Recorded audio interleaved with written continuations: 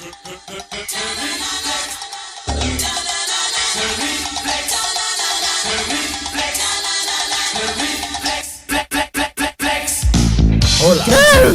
¿cómo estás? Con otra edición del Punch-Out Podcast. Yo soy Jose. No, I'm not. We don't have Jose on this week because, sadness. Oh, yeah, he canceled on us. No, well, he didn't cancel on us. He gave me a good reason as to why he didn't come. He didn't. Ooh. Yes, he didn't come in his sexiness. That's okay.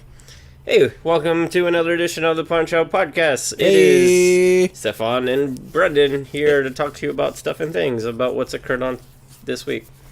On today's episode, we're going to talk about, I don't know, stuff. I haven't decided yet. No, the cross-platforming news of Microsoft finally opening their doors and going, hey, we want to play with you guys too. Kind of, we were talking about Civil War and other things. Of course, we're going to talk about Civil War. Why not? Yes, but before we get to any of that stuff, Super. Stefan's been playing something for the last week. Bro, you got to jump on this, dude. I will not jump on The Division is really good. The Division is the truth? It's the truth, yo. It's the truth. No, but seriously, though, that is a game that I think is a lot of fun, man. A lot of people are playing it. Some people, I don't know how some people have done this already, but like within like a day or two of release, they're already at like end game content, just destroying stuff. But yeah, man, there's a lot to tear through in that game. I mean, let me rephrase that. There's not a lot to tear through in that game, but it's fun to do it. It's what little content there is, it's really fun to play through. It's got that Destiny effect. Well, here's the thing. A lot of people compare it to Destiny. They talk a lot about how it's a very similar system, and some people don't. Some people are like, no, it's not Destiny at all. Wah, wah, wah. Mm-hmm. But to be honest with you, it is very much like Destiny. You're in an open world. You have a hub. You go around. You kill enemies that are just randomly walking around on your way to the next mission. And that's about it. I mean, you do the same stuff. You find items. Some items are better. Some items are not. You deconstruct them if they're not, or you sell them. But in most cases, it's just better to deconstruct them. Oof. Yeah, that's impressive. Okay, but oh no, I was just looking at like election results. I got the notification that Donald Trump won Florida. So with the Division.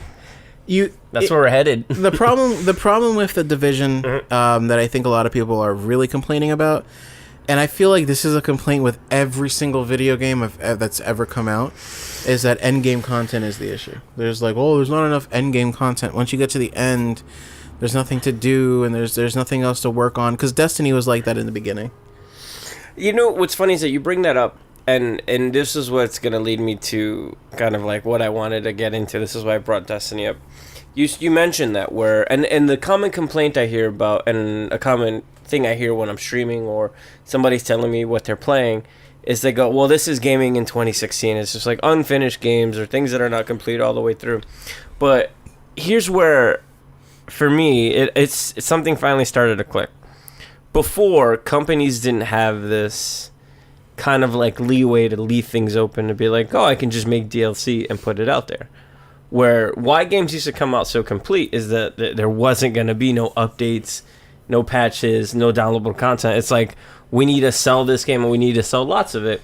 So we're going to make it as complete as possible, and so on and so forth. And I think it gets lost in the kind of like gaming today, where it's just like the reason why games are coming out incomplete and the reason why games come out with holes and day one patches is that developers and companies kind of have that leeway to do that. So they can. Yeah, I mean that's kind of the era we live. The era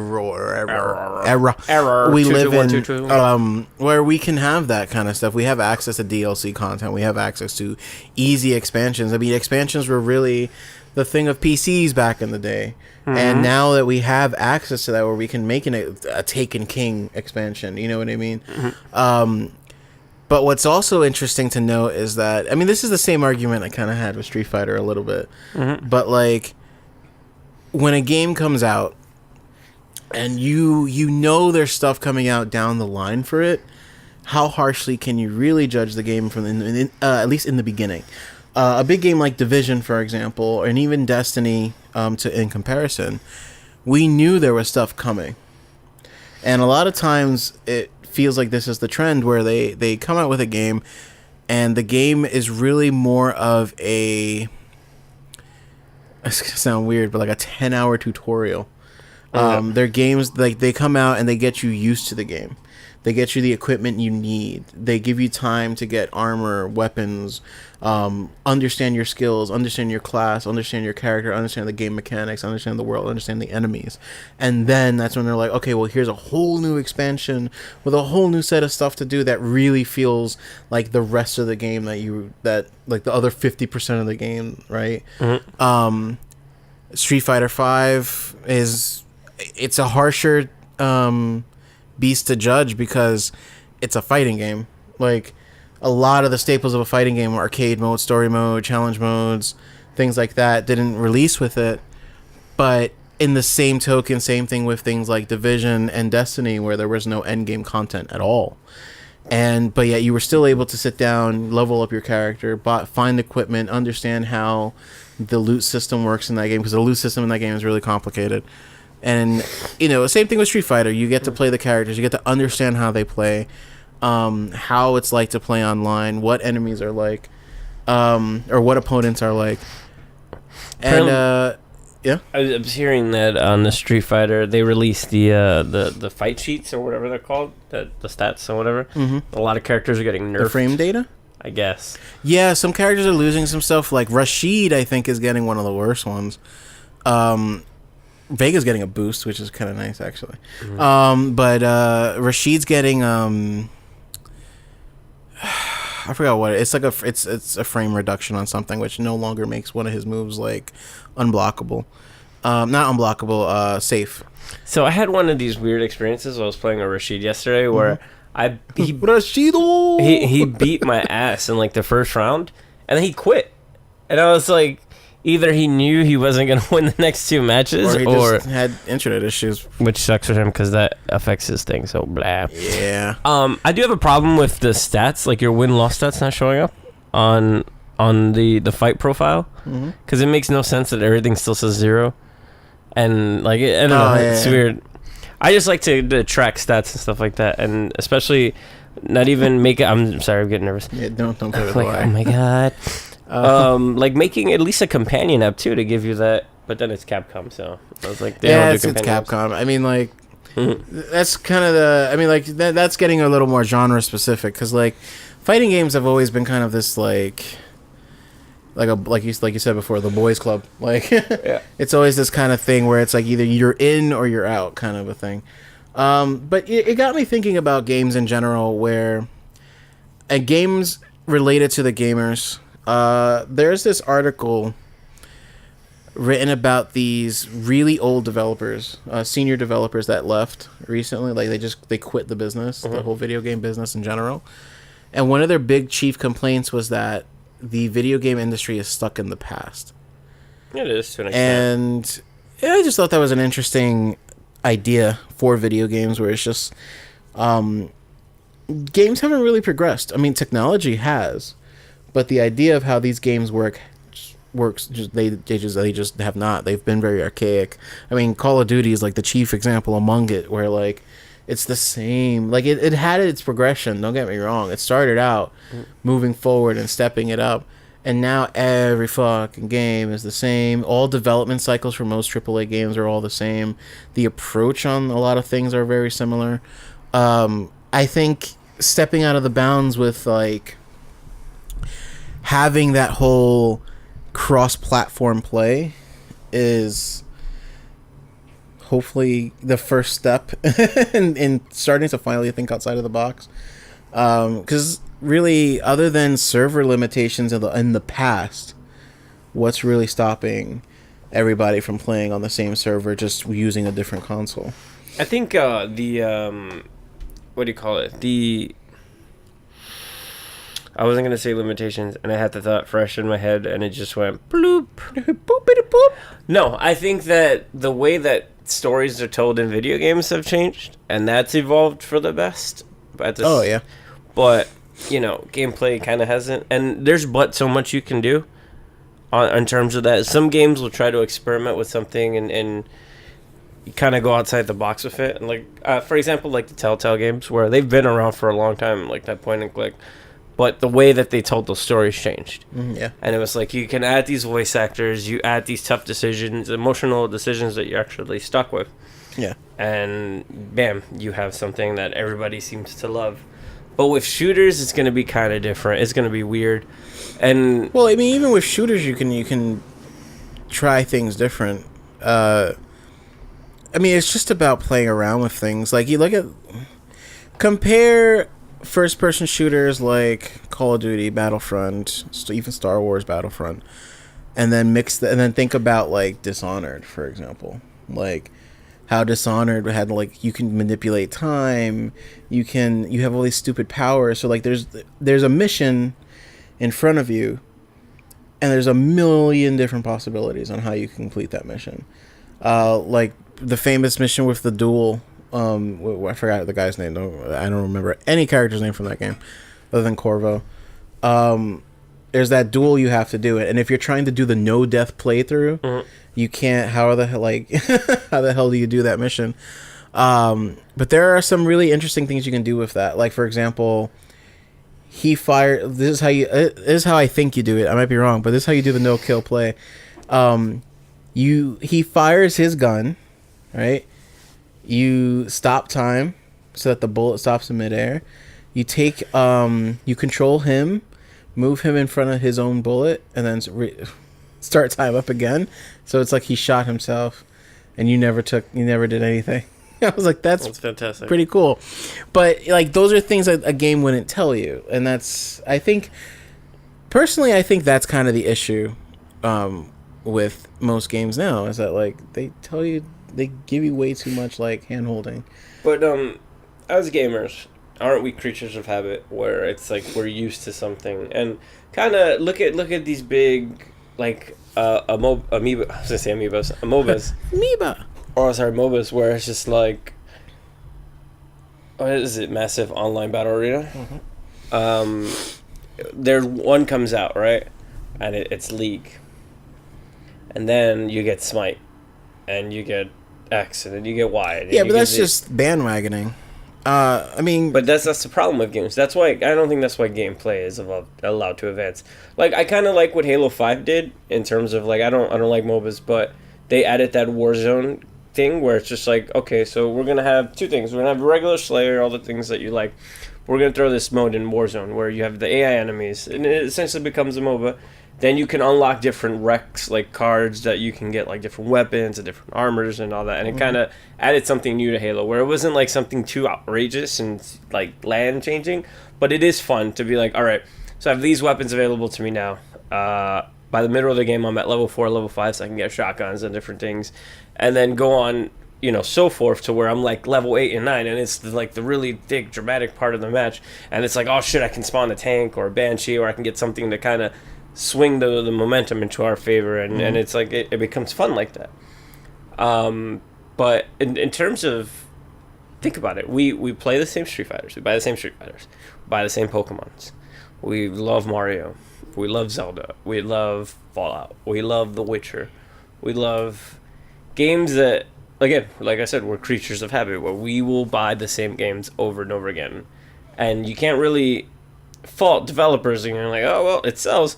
It's the shit we give Nintendo. Like, everybody gives Nintendo, where it's like, you guys make the same games over and over again, but then we're the same idiots that go, we buy the same games over and over again. Well, I mean, yes and no. I mean, do we really buy the same games over and over again?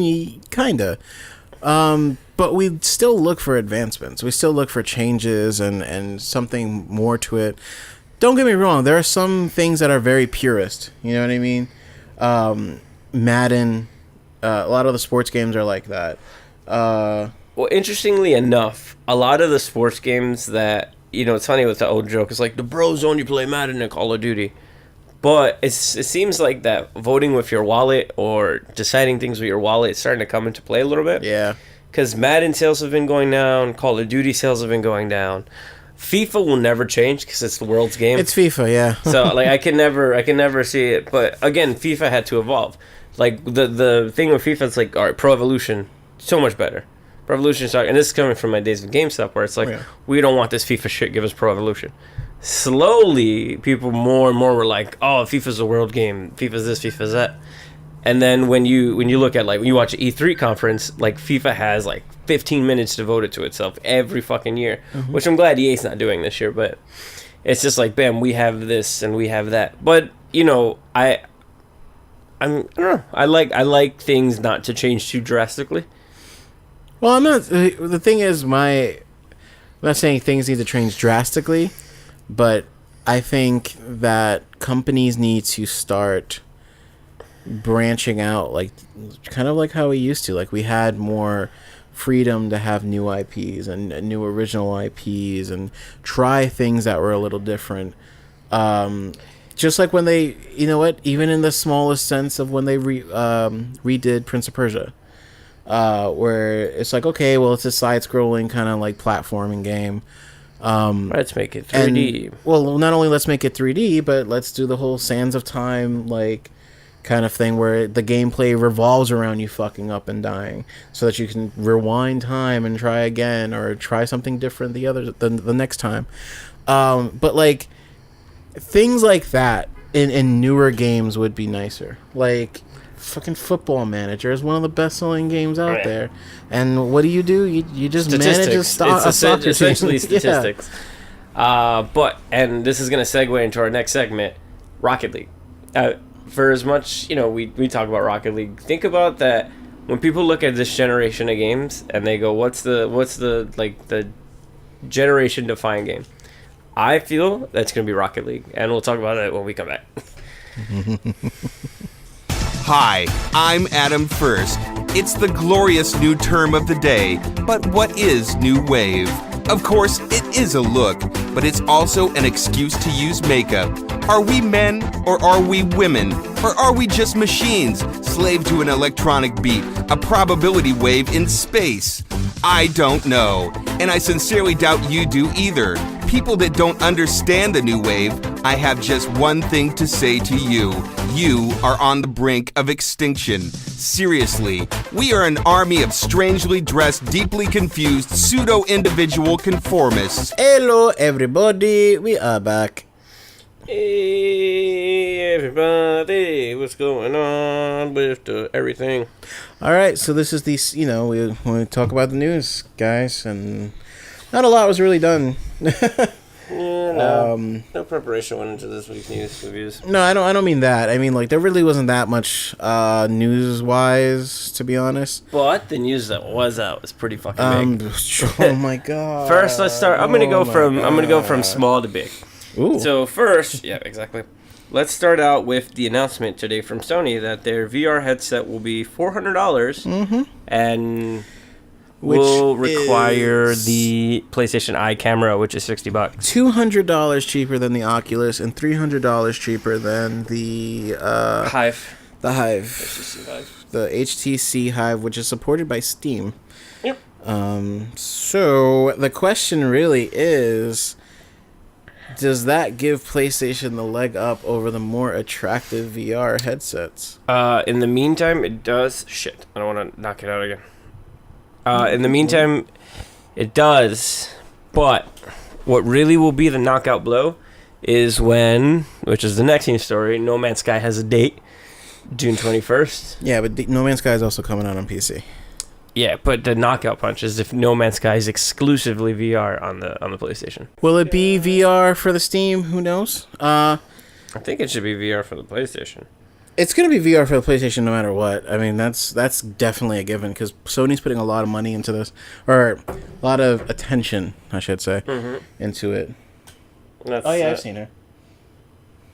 No, she just beats people fucking down, man. So, but the thing that I think about often is that even if even if No Man's Sky is not VR out the gate for Steam, I wouldn't be surprised if fans make it VR, because that's something that is kind of hard to compete with, especially with the Oculus being out or being a dev kit for so long. Was that there's a lot of stuff that PC users have at their disposal, and I think that's gonna be what the major selling point is, or maybe the major attraction down the line. Maybe not initially, but down the line for the Hive and the Oculus. We talk about like gaming advancements or something new we want to see, and I kind of think that the VR might slightly push people into the direction of like maybe try this new. And I just thought of people that are not motion sick and can actually handle it. Can you imagine playing Rocket League with a VR headset? I would throw up. You're like sitting there and you hit the ball and you're just like driving off the wall. You're like, just slowly the ball comes out of your mouth. That's the thing. There are only not specific, but there are only some games that works in. PT. No. We have to play the PT or some horror game on the Rift. Like I'll do it. Like I have no qualms about doing it. Okay. But there are a lot of possibilities on the horizon for VR. Which is something I cannot wait for. I already know the Japanese are going to make some really good stuff. That's pervy stuff, which I don't care about. I didn't say pervy. I know, but the Japanese are pervy, so Wow, that's racist. No, it's not racist. It's something. I don't know. I think I'm over the kind of like spanky games or this and that. I don't know. It just have a headache now thinking about it. Okay, well, what's the next bit of news? Wait, no, I was actually gonna go back to something, and it's actually a GIF. Yeah, she's gonna beat you at ass. I was gonna look over real quick. Something. It's supposed to come out with You think they're gonna have a bundle? Yeah, that's what I was about to say. The game, the VR headset releases with Star Wars Battlefront. So you get a free copy of Battlefront when you get the VR headset. Do you think they're gonna bundle it with the Eye? Probably, maybe. We'll probably find out more at E3, at Sony's press conference at E3. This was, I think, their GDC discussion about it. Give me 1 second as I look for the next news story. I apologize. Oh, excuse me. Disgusting. Absolutely disgusting. I know. I apologize. Whoa! Wow. So, real quick, we were talking about the Division. And I got a kind of like a sales record for you. It beat Destiny with a 330 million opening week, so it's the best for a new franchise, which is pretty fucking. Yeah, it's actually breaking records, which is insane. It's a good game, man. You should jump on it. I got another minor bit of news that's a little interesting, a little not. Yeah. So the writer from Thor and Kevin Smith. Oh yeah, they're writing that episode. They're going to be working on they're going to be working on an episode of Flash, which should be very interesting. It's probably going to be one of the quote me now if you want. It's probably going to be one of the best Flash episodes. Oh yeah, he's been talking about it on his podcast about him shooting them, and he goes crazy for them. Okay, cool. I was just looking at Jimmy send me a picture that he's going to see Captain America. Okay. I guess if we fucking didn't get our tickets for you, bitch. Anyway. Yeah, we've been there, done that. If you listened to last week's episode, you heard us alter it, and it was amazing.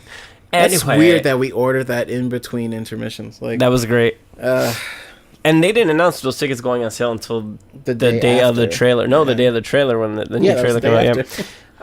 We'll get to that trailer in a second. We'll talk about it, don't worry. Today they announced that Steven Spielberg and Harrison Ford are coming back for Indiana Jones 5. Gives us another reason to make that Harrison Ford. That's going to be the interlude to the news. Yeah, so no, we get a new indie after, the debacle of Crystal Skull. And I feel like it's another fuck you to George Lucas. Where they're like, we're going to fix another mistake that you've made. I really hope they make this way better. It probably will. It'll probably him training like some new dude again. And it won't be as bad as Crystal Skull was, hopefully. Oh, man. The people versus George Lucas. Here's the thing, man. This movie's scheduled to come out in 2019. I think July 23rd of 2019. No, why did you have to tell me the date? Why? Oh, man, poor Harrison Ford. Yeah, hopefully... Well, Harrison Ford smokes a lot of weed, so he's going to be around for a while. I get the notification on my phone. Actor Harrison Ford has died. It'll be like fuck, what movie? It'll be like Fast and the Furious. They'll have like 3 scenes with him. And then the rest is like and the rest is just like CG. So they just found some old man on the street that kind of looks like Harrison Ford. I'm telling you, not Chewie, and we're gonna and Ray, she's Indy, tough girl. how are we gonna get out of here? Oh, I don't know. Chewie, we're home. they're just gonna clip like different dialogues from each Indiana and Blade Runner and all that other shit. It's just all current footage from Force Unleashed. All B-roll stuff that they couldn't use. You know what? They might Photoshop a hat. They might just Photoshop a hat on him and a whip on his belt, and we don't know. I don't think anyone will know. Hey, I think he's sitting behind us actually. Oh, he's got wait, same theater? Yeah, 7:00 Thursday. 84 sheet. Wait, where's his row? Oh, G. Yeah, dude. He's sitting behind us a little bit over. That's funny. What a That's cool. Oh God! Oh man, did you like the quacks, by the way? Dude, that shit made me laugh because I heard it the first time and I went, was that me? Am I going crazy? And then it was like, oh, this is a Dr. Strange whack. You get another one. Sorry, I'm just giving you more work. Yeah, that's funny. That's funny to me. Okay, that one I didn't mean that one to come out. I know. That's why. That was one of those things that was in my head. Oh, I almost just ordered an Uber. Imagine I'm downstairs. Who? Why are you downstairs? I am the captain now. Oh, speaking of that guy shows up in the Brothers Grimsley. Oh yeah, I heard. He's a meth head. Okay. So moving on, because I don't want to know about that movie. Anyway, because I want to see it. Hey, move on. It's alright. I know. That's alright. But anywho, guys. Yeah. So next bit of news. I just sniffed the microphone. Which direction can I go with this? In blah blah blah. I had a story, and then you're interrupting. Are you excited for Civil War? Not the movie. I'm talking about the comic, Civil War 2. I don't know, because I'm kind of out of the Marvel circle right now for the current things, but I don't know. We'll see. I'm interested to see, especially now that Secret Wars is over and we're gonna have the whole new lineup of cast of characters. So I'm interested to see where they go with it. I think it's a little too early to do this so soon after Secret Wars is done. Well, here's the thing with Marvel. They have a thing where they have to do an event each quarter.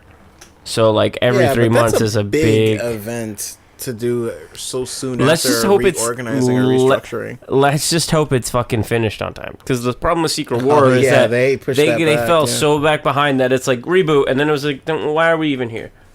We just rebooted it so we can kick out the Fantastic Four. I'm still fucking salty about that, by the way. Jeez, man. The Daredevil released its final trailer. And next week. Or end of this week. Ooh. So just a spoiler alert now. We're warning everybody who doesn't listen that now, next Tuesday, we will be talking about Daredevil. So get used to it. You better watch it. And too bad if you don't have time. Wow. Okay. This one is just interesting. It just caught my attention. Twitch is launching a full-time food channel with Julia Child. So the same thing they did with Bob Ross, they're going to do with Julia Child. That's going to be boring. Yep. The Gears of War 4 multiplayer beta comes out April 18th. Who cares? For anybody who doesn't care. I can't believe this, but Lindsay Lohan won her lawsuit against... they're denied Rockstar's appeal to throw out the case. So they're actually going to go to trial. Over the thing. She says the that picture this girl looks like her. Yeah. Which is not, because they already showed who the model is, so Lindsay Lohan's just going to waste money. She's losing that one. We all saw the trailer. Me and you saw a surprise little trailer to something called Sausage Party by Seth Rogen. Yeah, which looks very interessante. So I'll go tell you guys to all go check that out.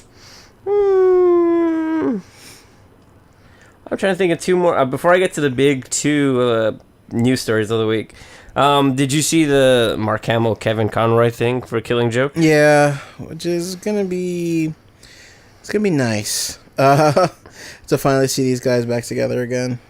Oh shit! Preacher finally got its premiere date all set. It's set to debut after the finale of Fear the Walking Dead on May 22nd. Which I can't wait because I love me some Preacher. Stay tuned for a video coming from This crackhead here. Wow. That's an insult to all crackheads. Yeah, I know. Isn't that crazy? Did you see this picture of John Boyega going to a cancer hospital dressed up as Finn? He's the man. Oh, by the way, he's a team cap, but we'll talk about that later. Oh yeah, I saw that because he's the man. Trying to think of anything else. It's hard to not be team cap, to be honest. Oh shit! This is kind of big news. Oh, never mind. Wait. So, San Diego Comic-Con, which is interestingly enough, I think this may lead to something bigger sooner rather than later. They're doing some paid. They're allowing some streaming services to stream some of their panels. They're gonna actually start making but nothing in their stuff Hall available. H. Of course not. It's nothing in Hall H. So it's just gonna be. It's gonna be sort of like that. Kind of like how G4 used to do. Whoa. Sort of like how G4 used to do, like the Attack on the Show from Comic-Con and whatnot. Yeah. I did like what Conan did last year, where he kind of like did the shows from San Diego that whole weekend. You think he's gonna do it again? I hope so, because those were really entertaining shows. And he's fucking Conan's man. I'll never forget that entrance where he did the guitar dude from Mad Max. Oh yeah. And Andy Richter spray painted his face. I was like, that's amazing. So, do I save the next two big stories for the next segment? Thank you. We've panned our way through this segment, and we will see. What happens when I don't copy and paste? Hey. Well, I like how Brendan's been able to turn that back on me because now it annoys me when he says it. Anyway, so guys, we'll be back, and you know exactly what we're gonna talk about. Okay, bye.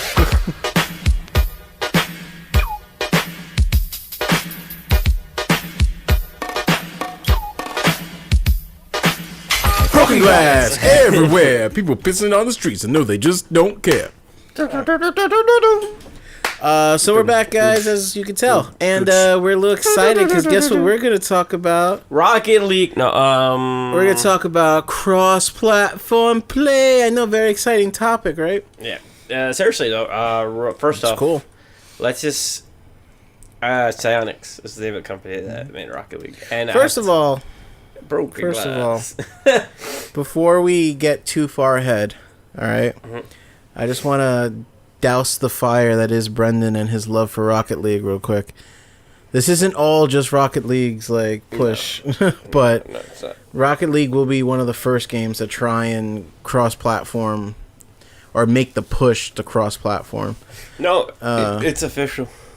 It's not official. Yeah, no, it's official. PC. No, it's PC PlayStation. Oh yeah, but not PlayStation Xbox. No. But they're making the push for that. It's not the first game to do PlayStation PC by any stretch, but they are the ones that are really trying to make it Xbox PlayStation. And they're not actually, to be honest, they're not even the first ones that even want to try to do that. They're trying to do the Shadowrun thing, where it was like, oh, Shadowrun could play between these two consoles. Even Street Fighter 4 tried to do that. But you know, that's something that, and if Microsoft's on board with it now, even though they were the ones before that were really, really against it. Nowadays, especially with the way netcoding works and the way our consoles are built now, consoles are built on very similar pieces and parts from everyday computers. There's nothing really that separates them anymore. So there's really no excuse for Microsoft and Sony to kind of keep players out of the loop when it comes to playing with each other, other than their own ideals. They could put in their own code and programming to allow this to happen. Do you think it would be fun? Do you think it would be finally the days where we could end the debate of, what console you get it for? Well, I mean, I don't even have that debate anymore. I do. I have both always consoles, do. I have both consoles, but everyone I know doesn't. You know, I talk to people. I'm like, okay, like Division. Yo, the Xbox is fucking legit. Nah, it seems like it's shifted now to PlayStation. There's also, I'll tell you this.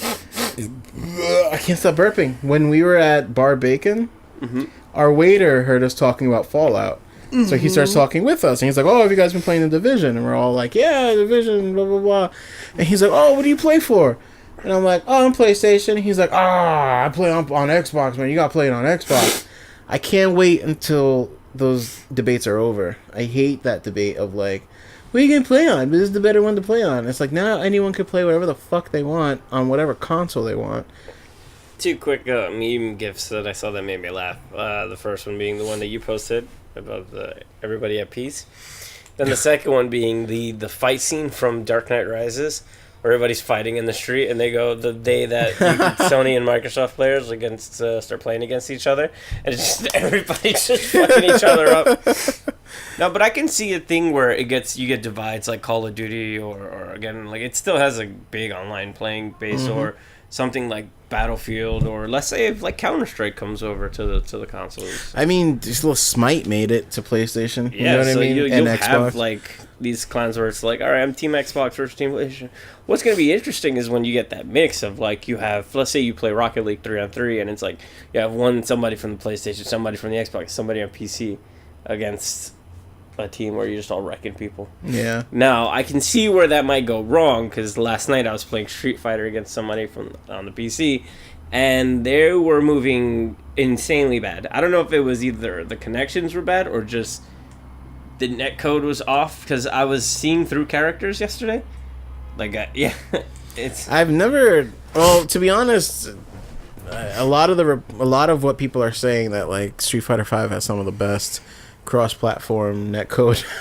Yeah, no. Last night I ran into a really. It works bad really thing. well. And, you know, it's funny. There's I forgot which game. It was Battlefield. When Battlefield is Battlefield 4, I believe. That game was just broken. No, when it came not out. Battlefield 4. Sorry. Hardline. It was no Battlefield. It was an old game. Battlefield 2024, I believe it was. 1943. No, it was the future one. They made a future Battlefield, and originally they were saying that they were actually saying that it was going to be PC console cross-platform play, and they did. You know, that was one of their big selling points, right? Then, about a few months before the game actually came out, they said that they canned that idea. And the reason why they got it to work, they were like, oh yeah, you know, it works perfectly fine. We had no issues, whatever. The reason why they canceled it was because 9 times out of 10, or they said, to be completely honest, it was 10 times out of 10, the PC players always won.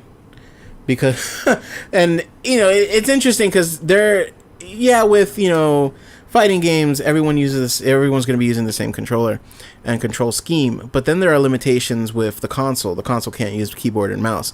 Some games like StarCraft, some MOBAs like League of Legends are just going to be more superior with the right kind of equipment. So some cross-platform plays might be kind of weird. It would be very interesting to see how different certain players play with an Xbox controller, like the Xbox One Elite controller versus the regular PlayStation controller, where, you know, it doesn't... Is that? I've never, like... Oh, and you've never held it in thine hands? I just want to see what the difference is, like... So like the difference is... So the main difference is not so much the buttons or the feel, because it's going to feel almost exactly the same. The triggers, you can change the sensitivity on them. But then it's going to have those paddles on the bottom, which I don't have on it right now. Mm-hmm. But the paddles on the bottom are also going to help with certain things, for certain actions. Maybe not so much in first-person shooters, but like in driving games, especially sports games, you might see a difference. I mean, who knows? I think cross-platform play is good, though. I think it's going to open up more avenues and kind of stop limiting gamers on what they can do with their consoles. Yep. Console exclusives are going to be probably more popular of a topic if something like that were to come out. But at the same time, who knows? It might actually help the actual console creators like Microsoft and Sony in the long run, because now it's, you know, everyone could play their game. It doesn't matter. They don't have to sit there and go, oh, I can only play this game on Xbox now because like 8 of my friends have it on Xbox, even though I own both consoles. You know, I love me some. I just can't wait for the day where. Actually, you know what's going to be weird? Where does that leave third-party content and kind of it's already bad enough that like companies are fighting like for third-party support, whether you have Destiny as exclusive content here, or The Division gets things first on the Xbox, or we get Street Fighter as an exclusive for PlayStation, or Tomb Raider as a time exclusive. At what point do companies have to start throwing money at certain third-party developers to be like, hey, let me have this game, and it doesn't end up flopping on its face like Tomb Raider has? That's always that's a debate, even without cross-platform like play. I mean, that's a debate that I think is always going to be like talked about, because it's strange. It's really hard. I mean, huh? Is that your debate that everybody wants to talk about? Yeah. No, like timed exclusives is such an oxymoron when you kind of think about it. Because if it's timed, then it's not really exclusive now, is it? No, it's an embargo. It's an embargo. Yeah, but you're gonna get it eventually, so it really doesn't hinder. I mean, it really won't hinder most people's choices unless they own both consoles. And even then, it might not. They might not give a shit. When it comes to exclusivity for the consoles, I feel like that's a gimmick and a trope in gaming that probably should just die already. There are certain things that I think kind of make it friendly competition. For example, like, let's say, if you get The Division on Xbox, you can get like Master Chief's helmet as an unlockable. But if you get it on PlayStation, you get like the Blades of Chaos on your back or some dumb shit. You know what I mean? Like that kind of stuff. That are really more Nathan aesthetic, Drake's, or like a medallion or something. Yeah, like that kind of stuff is there. That's just healthy competition. And even with like a cross-platform play, it's like, all right, well, it just matters on what console I'd rather have it for more, because it gives me these bonuses instead of these bonuses. And that's how I always felt about pre-ordering. Like that's why when I worked at GameStop, it was pre-ordering because I feel like it was fed into my brain because the fucking marketing was everywhere. Mm-hmm. Plus, like I found it as a cool way to pay for games. And this is at a time where games didn't really get cheap very fast. It'd be like $60 for a while. Yeah, especially like going through high school, I used to love pre-orders only because it's like, here's $5 here. Oh look, I saved up $20. Here's $20 but you would get here. like fun stuff. A lot of people you would get like cool shit. Dude, people are like I don't want this keychain or anything. I'm like, I'll keep it. I still have the fucking Witcher thing on my Brotherhood thing on my fucking keychain. There's this one of my favorite pre-orders. It's gonna sound so. This is gonna show my age, guys. Sorry, I'm old. There's a game for the PlayStation 2 called Yanya. Oh, so old now. No, just hear me out. Trust me. Yanya Kabbalista, and it was a Japanese like kind of writing on the back of just. Huh? Is it the thing that has the cat like on the cover? It does have it. I think it has a cat. I remember that cover. It was very bright. But it was like, yeah, it was New York, guys. Every podcast this happens. I feel like it is every time. Wow, it's like really close too. But yeah. So essentially with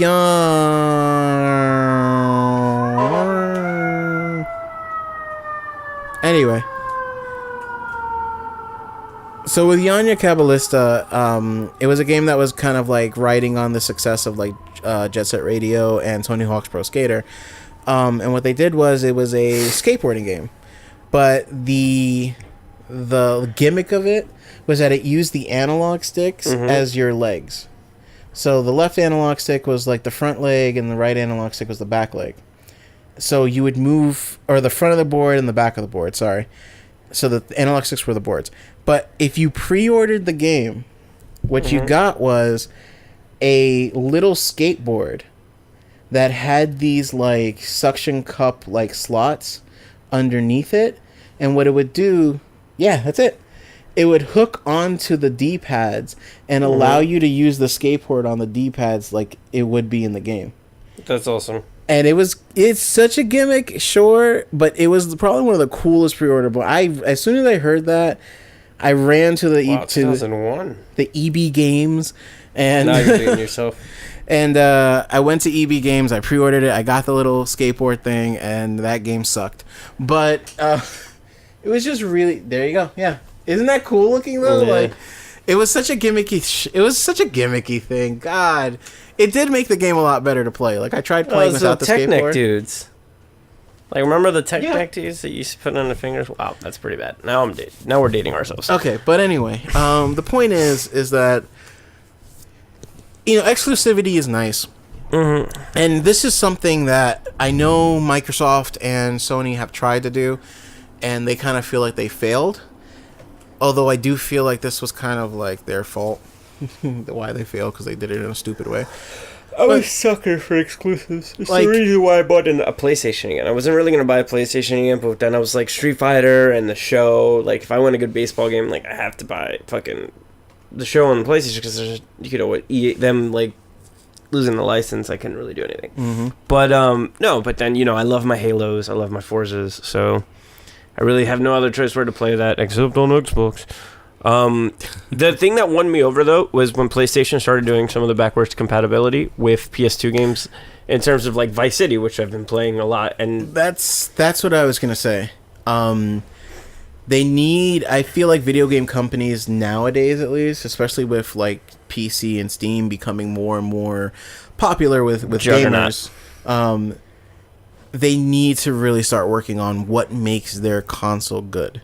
Like working on the actual hardware specifics of the console to make it better, not just fucking it can mirror. You can watch TV on it. It's like I could watch TV now. But instead of coming out with a console that doesn't have backwards compatibility, give it backwards compatibility. I know it's hard because of certain processors and rights to certain chips and shit, but upstairs neighbors moving shit. yeah, it sounded like fucking everything was coming down. But yeah, I mean, like these are things that we could work on, like the VR helmet for the PlayStation. What I was That's gonna great. say. I feel like that's what it's going to come down to again, and which is a common theme in the episode. Like what advances can be made in terms of like games, and between the VR and the HoloLens, like that's going to be the next steps in terms of exclusivity for both. Exactly. Like Minecraft, you can play Minecraft 9,000 billion places. Playing Minecraft with HoloLens, much different experience. a lot of different experience. Playing fucking Minecraft with a VR headset on Oculus, or again playing Rocket League with one of the VR headsets. It's just, we'll see. We'll see what the future holds for exclusivity, crossplay, and more. And we'll be back. We'll be back. I thought we were going to continue. Oh, I was gonna use bathrooms. Oh, okay. So we'll be back. Bye.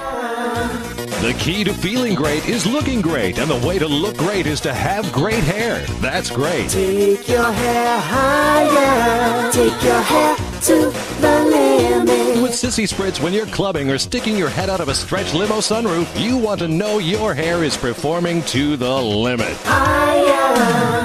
Gonna get higher than the sky. With Sissy Spritz, it's hair for the future, not the past. When you have great hair, people know you're a winner. Gonna fly on my own hair tonight. Sissy Spritz may cause dry mouth, dilated pupils, paranoia, heart palpitations, and nosebleeds, but your hair will be great. Higher. Spider-Man Spider-Pig. does whatever a spider can. Spider Pig. Spins a web in his ass, catches Steve's, look just like flies. Look out. Here comes the Spider-Man. So where we left off last week, we were buying our tickets for Civil War, and then 2 days later, a little trailer dropped for Civil War. Oh my God! The trailer was amazing.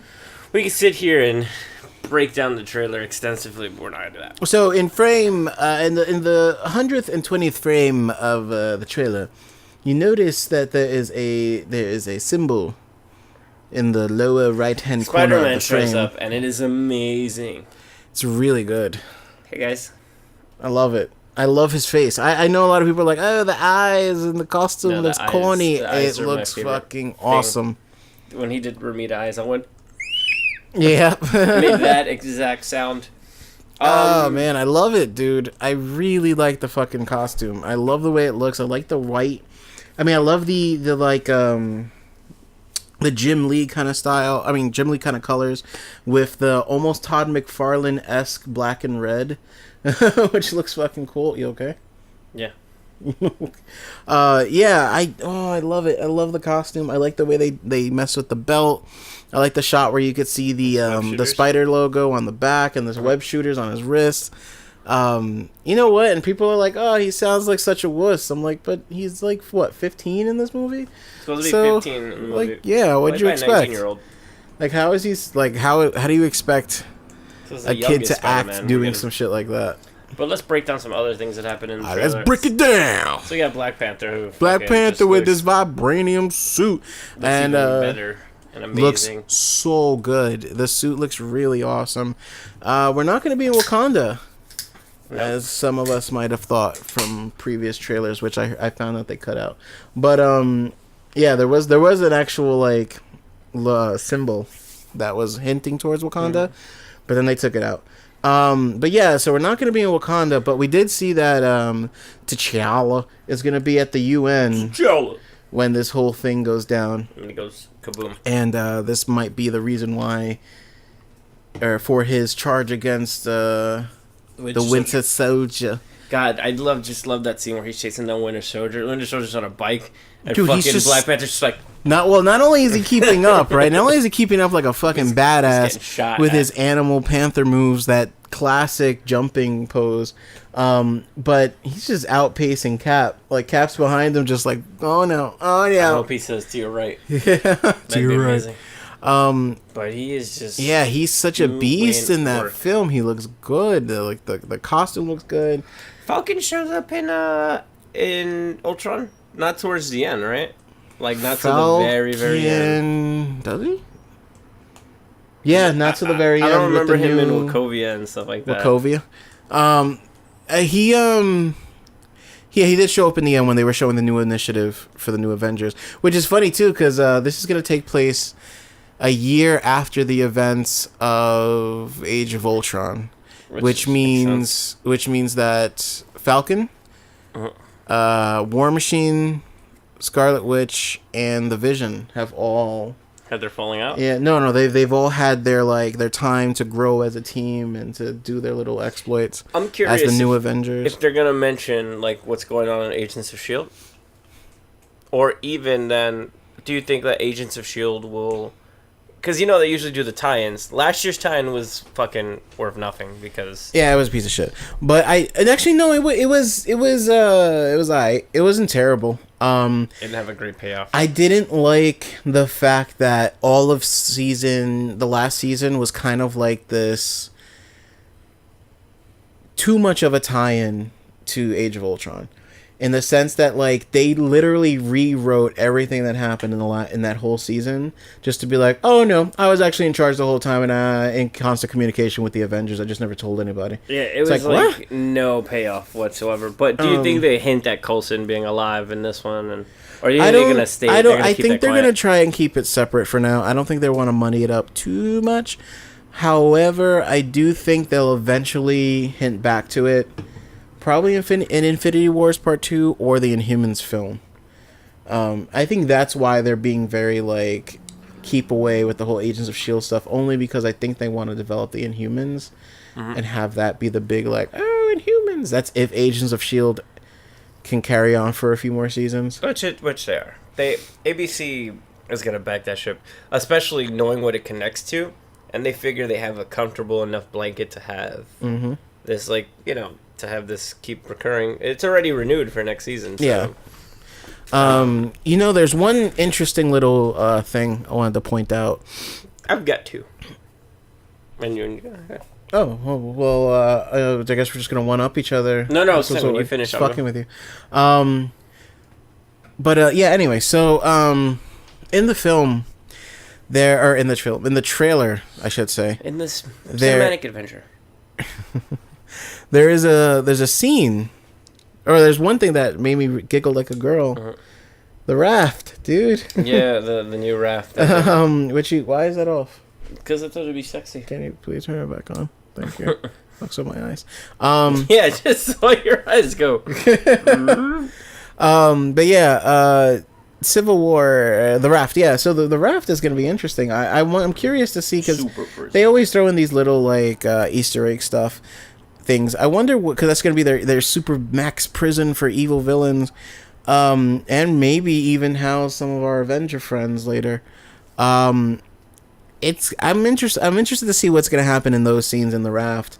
I'm also interested to see what's happening with Winter Soldier. There's that scene where they show that image of someone in a tube. And in the same frame we have, I was talking like those guys. In the same frame we have Iron Man, Cap, and Winter Soldier. So there's a fourth random person in this too. Will it be important? Will it not? Who the fuck knows? But it's probably nobody. It's probably like somebody that. It's probably like Crossbones or somebody that died. maybe. I have so many questions about that trailer. Like, what role does Crossbones play?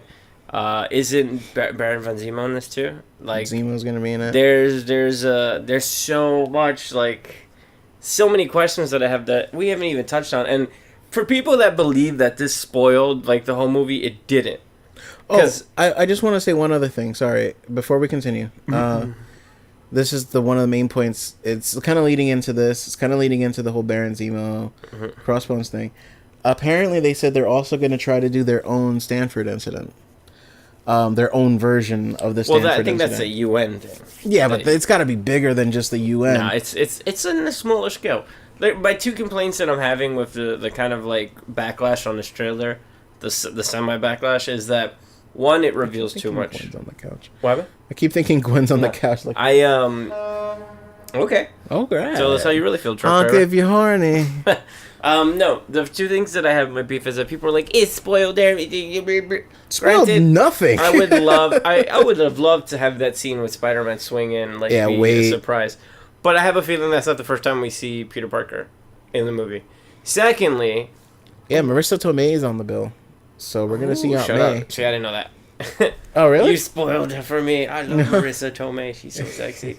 No. So the second thing is that people are like, I wish there were more people in there. I'm like, are you kidding me? The meme that's really pissing me off is like they're showing a cover of Civil War, of a Civil War tie-in, where it's like, this is my expectation for Civil War, and it's like every Marvel hero on the book. And I go, dum-dums, like, that wasn't even in Civil War. If you've read Civil War, there was a tiny group of Cap's coalition, a tiny group of Iron Man's coalition. Mm-hmm. Then you had the initiative going on, where there was like superhero teams in different states, but it was two main people, and it was just like, you guys are fucking dumb. Yeah, that's kind of the.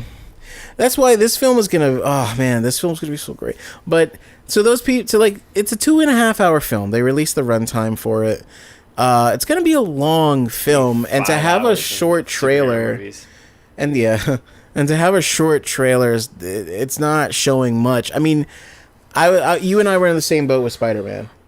We both didn't want to see him till the movie, but fuck, man, that reveal still, it's just as exciting. Everyone's excited that they saw him. Killed the buzz about Batman Superman. Like, Batman Superman comes out next week, and I don't even like. It feels like a normal movie's coming out. Yeah, you know what I mean. Where like Civil War, it's like, well, they wound up DC. Dude, people are fucking counting down the days until Civil War comes out.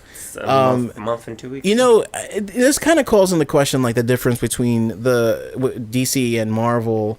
And it really just, it even harkened, it starts as early as the trailers. I mean, Civil War was announced, right? And everyone immediately, the gears start turning in their head. They start thinking about the comics. They start thinking about that series, that run, and what that can mean for the cinematic universe. And what do they reveal? Oh, there's going to be two sides. It's like, oh, great. So we are going to have Cap versus Iron Man. Then they start slowly revealing the sides, like who's going to be on what side, and even turn it on its head, like with Black Widow joining Iron Man. We didn't know that was going to happen. We always thought she was going to be on Cap's side. And then vice versa, kind of like Hawkeye going against Natalia, where in the last movie he's like, I must protect her. Exactly. Well, the first two movies, they were in love with each other. It's just like, but again, there's elements to it that are like, yes, Black Panther's going to be in it. Yes, Spider-Man's going to be in it. But they make their inclusion almost like you question it. You Yeah. want to know what. Like, I have so many questions for this movie. And they make it sweet. Like, that's the thing. Like, you're like, why is Black Panther there? Why is Spider-Man there? What is Spider-Man's role going to be? What is Black Panther's role going to be? Even, like you said, what is Zemo's role going to be? What is Crossbone's role going to be? That's very different in contrast to DC. Yeah, the way I they've was just handled gonna get Batman to that. versus I was Superman. gonna say here the fucking bias thing is gonna sneak in yet again. It's going to be a little bit. Where But it's like, I feel that with Batman Superman, it's like, oh, okay, I see where that's going. I see where that's going. Okay, I see where that's going. Oh, okay, so that's what I pretty much guessed was gonna happen. Oh, wait, okay. yeah, like we see the inevitability of it all, but they also lay it out very flatly. Like they flat out say Batman versus Superman, Dawn of Justice. Like, we're starting Justice League here. And immediately, again, just like with Civil War, the gears start turning where you're like, okay, well, Justice League from the comics versus Justice League for this universe. And, oh, we're going to have Aquaman and Wonder Woman, which, again, Black Panther, Spider-Man. But sure. look at how Aquaman's introduction and Black Panther's introduction was. They set up Black Panther in the last movie in Avengers with Claw and everything. You know, what's Claw's role? I feel like Claw's gonna show up in this movie. Like, you know, there's so much, like, so many questions I have, and then like even with DC too, where it's like, okay, we know Aquaman's gonna show up. What's his role though? What is his purpose of being there? Like, we know why Batman's there. We kind of figure why Wonder Woman's there. Why is Aquaman there? Why are whoever the other people that are in the cast listing there? But Brendan... And I'm so sad that Jenna Malone got cut out of Barbara Gordon. But one thing I was actually looking forward to, but... You know what's funny about that, and it reminds me of Avengers, where Avengers, everyone was fucking excited to see Avengers. And to be honest with you, no one knew what the fuck Avengers was really going to be about other than that Loki was there. And, you know, we got the whole... Miss Loki. Me too. We got the Chitauri. We got the kind of feud between the Avengers in the middle. We got the classic tip of the hat of, like, Hawkeye's origins, where Hawkeye starts out as a villain. And, you know, now he's a villain in the first... Like, his first introduction, he's a villain.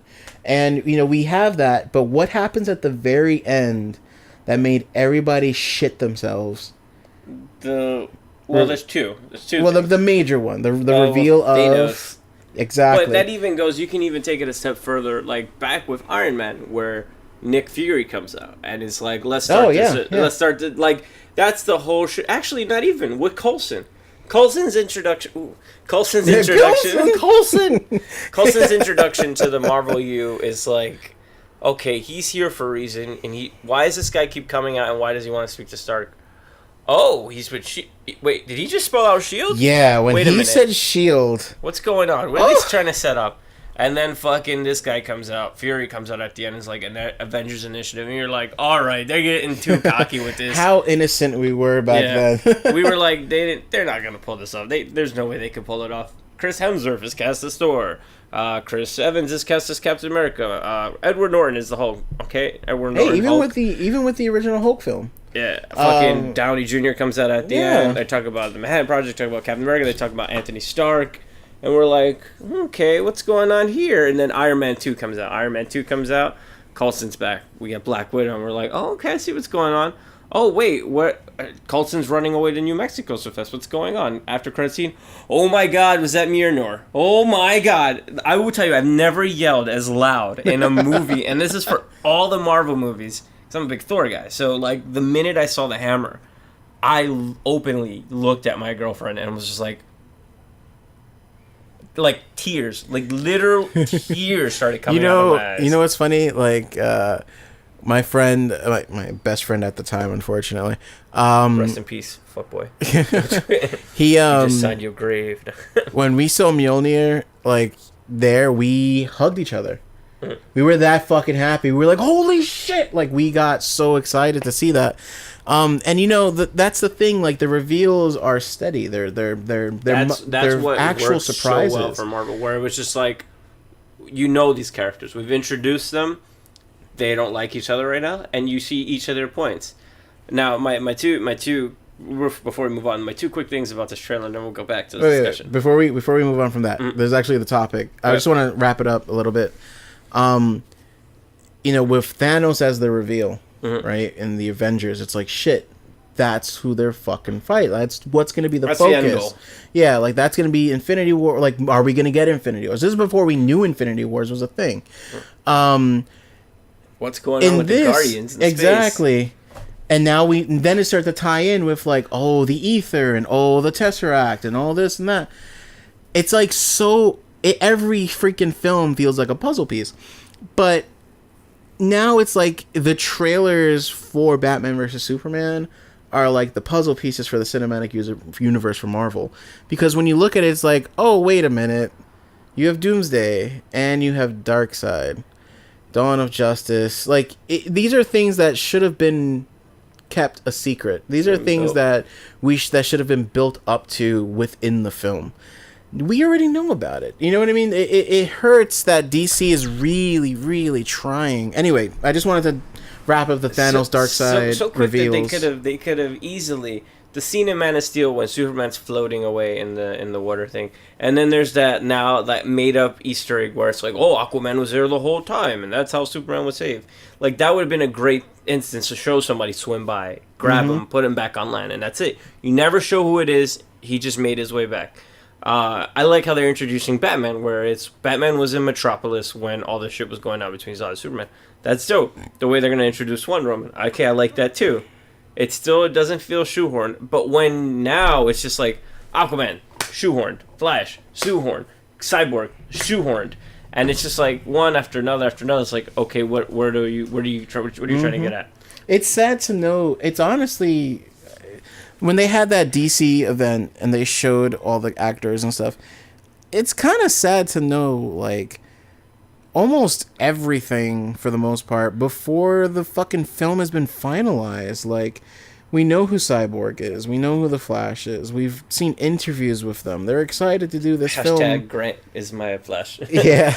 Like, they're excited to do this film that, honestly, is still riding on the success of Batman versus Superman. Like, that's scary. It's too much. I think it's too much pressure on Zack Snyder. He's already botched it. I can't say he's gonna botch it because the film's already it's made. Too much pressure on DC in general. What's gonna be DC's saving grace, and it's gonna be interesting, is Suicide Squad. Now the most important movie in their stable now is Suicide Squad, and that's crazy to think. Yeah. But now I want to root for Suicide. It's just like when you see the best chance you thought the big gun that was gonna fight just gets fucked up. And now you're like, all right, I have to look to this underdog now, and hopefully this underdog can do it. And I you know what? I'm rooting for Suicide Squad more than I'm rooting for Justice League. Me too. Not because the director seems like he's having a lot of fun with the movie. He doesn't come off pretentious, and I kind of want that movie to succeed, because then I feel that Ben Affleck, with as much as people are giving him shit, it's kind of going to fall on his shoulders, too, to carry that. Of course. And now it's not Ben Affleck, the actor, that's going to fall on. It's Ben Affleck, the director, the Batman fan, the guy who had a Batcave built in his first house when he moved to Hollywood. Like, it's going to be up to him to see what's going to happen with DC. That's something that's why I'm interested in Suicide Squad. And that's something that I really want to see from the DC universe and how it separates itself. Because it seems like they want to do this, like, there's the big problems. There's the gods fighting the gods, you know what I mean? Like Superman running around fighting Darkseid and Doomsday and Batman and all this stuff. But then they're going to have their smaller films. They're going to keep things very centric, like keep the Superman films, keep the Batman films, the Batman stories. They're doing Captain America: First Avenger to Wonder Woman, where it's just like, no, we're gonna keep her in this time period. And but somehow keep them like feeling like a universe, like having Batman in Suicide Squad. How is Suicide Squad gonna set up the Batman film? Because we already seen Flashback. We've already seen some like hints within the Batman vs Superman trailer that there are some links between Joker and Batman already being established within this film. So how is this all going to relate to each other? And Suicide Squad, like you said, or at least how I feel, is the linchpin. It's really going to show how it's going to separate itself and how it's going to make itself stand out, and not just be like let's follow the R-rated bandwagon of Deadpool, but how it's going to be like, well, this is our universe. This is how we're going to tell our stories. Yeah, the whole Batman Superman going, we're going to make a rated R cut was kind of like, oh, it's like, dude, guys, you don't be that. Don't essentially do what James Gunn said everybody was going to start doing. Because he fell right into that trope. But how are you going to have a Boy Scout and a guy who doesn't kill be in an R-rated film? Last 2 points on the Civil War trailer, and we'll wrap it up. 1, Hawkeye, Ant-Man. Girl. That's it. That's all I have to say. But the fact that Ant-Man, like, I'm so happy for Paul Rudd, like, that he's included in, like, the big I was thinking that, too. Like, I was like, Paul dude, Rudd, good for you. I feel like Paul Rudd under that helmet was just smiling the whole time, like, we're in the money. I think about that shit all... Did you see the meme picture of, like, where Tony Stark, like, removes War Machine's face? Uh-huh. And it's, what's his name under there? Why can't I think of his name, though? I just had his... Terrence Howard. It's him underneath the... That'd be great. Like, I think about that all the time, where I'm Terrence just like... Howard must, like... I mean, he's on Empire now, but even then, like... Well, from what I've heard, he's repeating the same mistakes that he made. Well, it's not really a mistake. He had a legitimate concern, but, like, the way he went about it was kind of dickish. Anyway, the point is the people that get into this film, like, they must feel so happy to be like it's just fun. There you know was, what I mean? yeah, not only that, but there's an actress on the show that I like called You're the Worst, and she was on a podcast, and she was like, I auditioned for Kat Dennings' role in Thor, and she's like, it's not because I want to be in a Marvel movie, but she's like, the residuals, like, yeah, you getting paid. You is getting paid, making that dollar bill, y'all. dollar bill, Second, y'all. I know they said that they're not going to be in the movie, but what are Hulk and Thor's roles in this movie, if not existed at all? I honestly think that they're going to hint towards it. I think they're going to give clues as to what's going on. They're probably going to mention Thor. They might mention, like, Banner being missing, and who knows what he can do, the loose cannon that he is. I also kind of feel like, although they said he's not going to be in the film, I have a feeling they're also going to hint towards Red Hulk.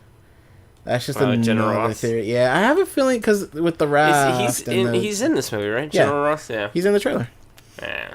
I do have a feeling they may show up early in the film, but Thor's going to come recruit him. He's like, Banner, I need your firepower to come back to Asgard to help me with this problem.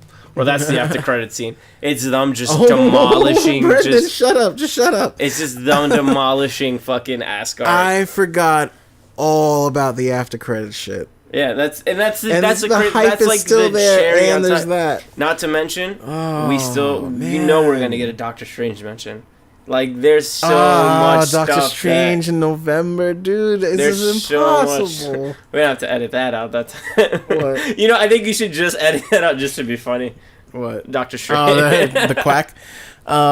What's wrong? I can't say Doctor Strange. Yeah, yeah. I forgot all about Doctor Strange. Shit. It's gonna be a fun movie. There's so many really... There's some really nice tie-ins, even just in the trailer alone, that I'm excited. I'm excited to see Scarlet Witch. Yeah, I'm actually excited to see Scarlet Witch with the Vision. I'm excited to see her point of view on it. I mean, even her look when they mentioned Sokovia was perfect. I'm excited to see what happens with Black Widow. She's definitely going to be torn in this film. She's Cap's boy. Like, well, it's funny. She said, when he says that, he's like, you should watch your bag. She's like, nah, I don't have to. Yeah. I got this. And I was like, damn. But yet she's starting to side with Iron Man. She sides with Iron Man in the big battle. I think there's going to be a switch of sides. I think she may be the one. Yeah, probably. But here, to go back on Ant-Man, because this is what makes me laugh, is just that there's that whole scene, the whole fight scene between him and Anthony Mackie and Ant-Man. And that's pretty dope. But then there's like this super, super serious after credit scene where it's like, okay, you just saw watch this funny movie.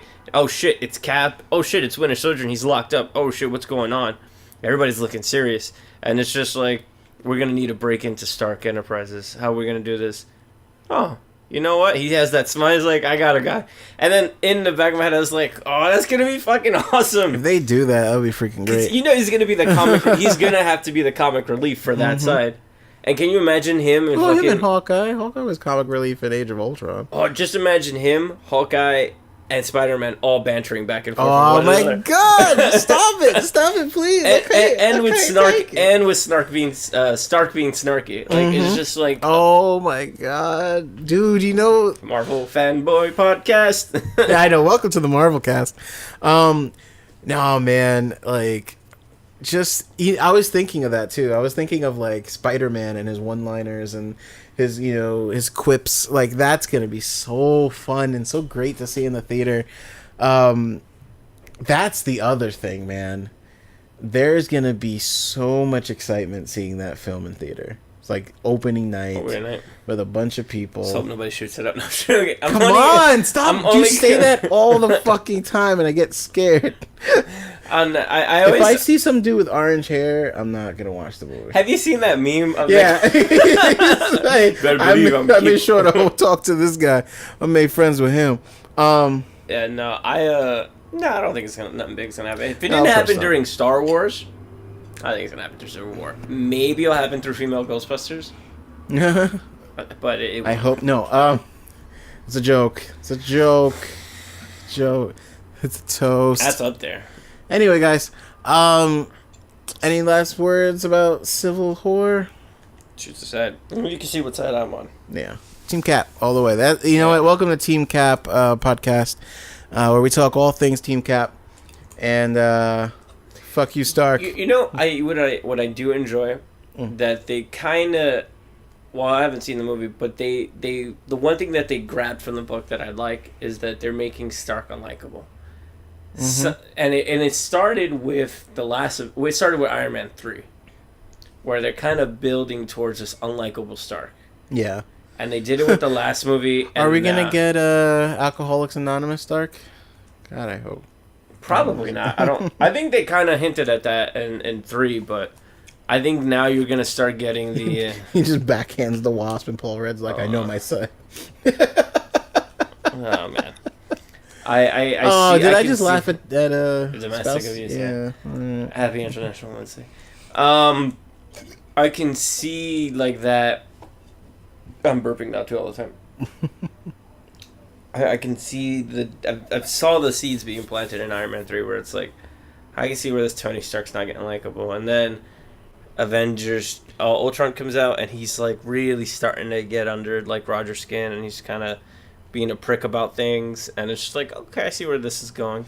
And yeah, he's really prickish in this movie, which is great. I mean, that's what he was kind of a dick in Civil War too. Yeah. I'm looking forward to that. I'm looking forward to see the dick of Tony Stark. I can't wait to see that dick of Tony Stark. I have one more question I'm going to ask you, and I want you to ponder on this. Who built that raft? Because in Civil War, it's it was built in New Avengers, and it was built by Reed and Hank Pym. Yeah, and all these people. It was. There's actually a hint towards that in Agents of S.H.I.E.L.D. Okay, there you go. No, Agent Coulson knows about the raft. He mentions it, but he only mentions it briefly, and it's in construction. Was this like last week's episode? No. This was like maybe last season early. They hint because I remember him talking about it, but it is in construction. It was in construction. I believe this is it's gonna be. I might be completely wrong, but I do believe this is why I think they're gonna introduce Red Hulk, just not in the way, not introduce him in the film, but have something. It's just not in the way we expect it to be, like they did in the comics. I do believe it was started by S.H.I.E.L.D., aka Hydra in this universe. Ooh. And it was finished by the government. Because after S.H.I.E.L.D. was found out to be Hydra, the government took over whatever S.H.I.E.L.D. bases they could. Mm-hmm. And they did that in the end of season 1, I believe, of Agents of S.H.I.E.L.D. So they did. They went over and they took over some stuff. So that's what I think. I think the government took over the raft, but I have a feeling that there are Hydra agents embedded in the raft and still working, still there, still doing whatever it is. Like Bob? Huh? Like Bob. Like Bob. He meets Deadpool. Which is why Stark and all of them are walking around freely there. And in the current episode, as of the current episode of Agents of S.H.I.E.L.D., I don't know what the timeline is for Agents of S.H.I.E.L.D., because like I said, Age of Ultron is happening a year after. I mean, it's a year before Civil War. So I don't know where this fits within that year time frame. But as of now, the government is working with Agent Coulson and telling them that you can keep S.H.I.E.L.D. is back on, but nowhere near the status that it was before. So you can do all the shit you want. The government will turn a blind eye to it like we used to, except we will pretend that you never existed. If anyone ever comes up to us, any government organization, like any world organization comes up to us and asks us about S.H.I.E.L.D. and what you do, we will disavow all knowledge and we will help them in trying to stop you. But until that day comes, you guys can do whatever the fuck you want under the name S.H.I.E.L.D. It seems like what's going to lead up to Civil War. Mm-hmm. So technically S.H.I.E.L.D. is back, just in a more roguish form. Do you think there's a time jump on Agents of S.H.I.E.L.D.? There's been a time jump between the season, the mid-season finale and now. So by how long? I don't know. That I don't know. This is leading up to something. Mm-hmm. That's what I'm saying. I think you know what would be interesting is if the end, like they're doing the Registration Act and they're like, now you have to register all these Agents of S.H.I.E.L.D. Maybe something with Agents of S.H.I.E.L.D. leads into the open or discussion. Well, you know what's happening with Daisy, right? No. Daisy's forming her own initiative. The Secret Warriors. Yeah, the Secret Warriors. So Civil War kicks back into the Agents of S.H.I.E.L.D., splits up the S.H.I.E.L.D. Exactly. I have a feeling Daisy's going to be taking the lead. And Coulson's going to be like, oh, we can't do that. They saved us countless of times. Why do we have to? But we have to be in check. I've seen what these Inhumans can do. You know, that kind of bullshit. Ooh, Asian May, who does she go with? I think her loyalty's to Coulson. Like, you know what's weird about Agents of S.H.I.E.L.D.? Like, it really does have its moments. It's not a good show, but it does have its moments. Agent May is the best. Anyway, we've been talking about this for 34 minutes. That's why we saved this for last. All right, guys, we won't talk your ear off anymore until next week at least. So let's. You want to do our plugs or anything special? Plugs. Go check out Stefan's Japanese Civil War trailer now on the Mecha Smalltime YouTube channel. It is pretty dope. We're gonna put a link to it on the podcast. You can follow us on this, and that's it. That's all we have right now. Yeah, guys. So just follow me on Twitch. Oh yeah. Yeah, Classic 2089 on Twitch for Brendan. I'll be streaming at some point in my life, but we'll see. With a mask on? No, I won't stream with a mask on. I'll stream normally. Then that defeats the purpose of you doing the mask. Actually, that is kind of no, because this is for Uptown Strangers. This is like I'm the stranger, you're the Uptown. Anyway, because you're cool, dude, McGee, and I'm not. People live uptown. Yeah, actually, cool. Now they do. Gentrification. So, guys, take care. We'll see you next week, and happy Civil War. Wait, no. Happy Daredevil. Yeah, guys. Remember, next week, Daredevil podcast. Spoiler. The owl dies, and so does Ben Urich. No. Adam, that was great, but you sound so strange. What do you mean, strange? You're a freak, man. I have passion. Passion, my friend, and I'm not afraid to cry. Who are you calling strange?